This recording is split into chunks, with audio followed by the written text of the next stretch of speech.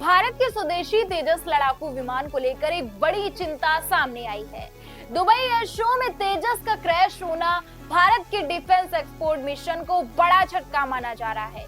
यह दुर्घटना उस समय हुई जब भारत तेजस को अंतर्राष्ट्रीय खरीदारों के सामने आक्रामक तरीके से पेश कर रहा था।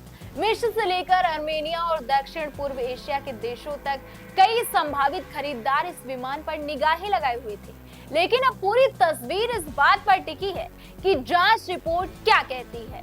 दुबई एयर शो में हजारों दर्शकों के सामने हुए इस हादसे ने कहीं न कहीं तेजस की ग्लोबल इमेज पर सवाल खड़ा कर दिया है। नमस्कार, मैं आपके साथ शुभ शुक्ला और आप देख रहे हैं नेशन नाउ समाचार।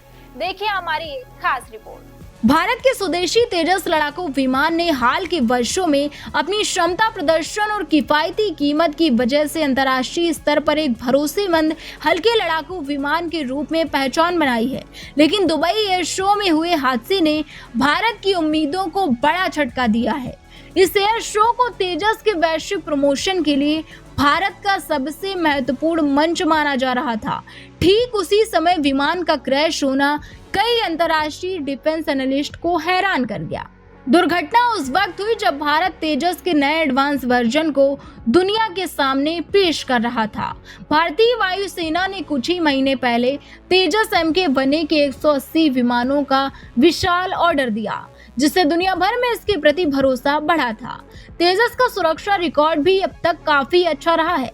दुर्घटना का ये दूसरा मामला है, वह भी तब जब पहले हादसे का कारण इंजन फेलियर था। लेकिन दुबई की घटना पहली बार थी जब पूरी दुनिया के सामने एक अंतर्राष्ट्रीय शो में भारत का स्वदेशी जेट हादसे का शिकार हुआ। भारत मिस्र, आर्मेनिया, अर्जेंटीना और दक्षिण पूर्व एशिया के कई देशों के साथ तेजस को लेकर बातचीत में था।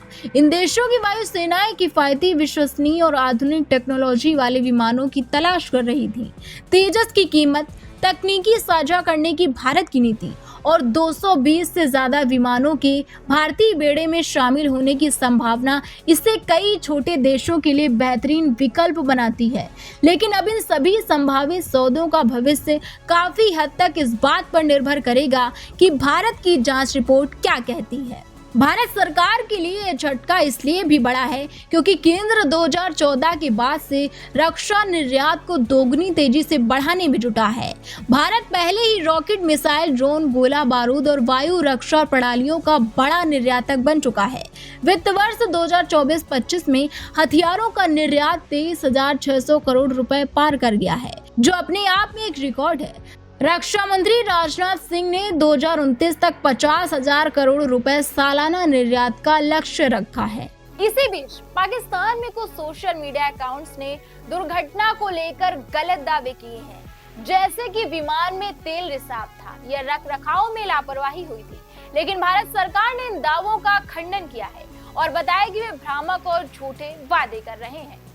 इस पूरे परिप्रेक्ष्य में पाकिस्तान की प्रतिक्रिया दोहरी दिखती है। एक ओर वे राजनीतिक लाभ उठाने की कोशिश कर रहे हैं, तो दूसरी ओर कुछ ऐसे भी हैं जिन्होंने पायलट की मौत पर सहानुभूति जताई है। इस घटना का अंतर्राष्ट्रीय और क्षेत्रीय रक्षा प्रतिस्पर्धा पर दूरगामी असर हो सकता है, खासकर उन देशों में जहां तेजस को भारत निर्यात करने का लक्ष्य बना रहा था।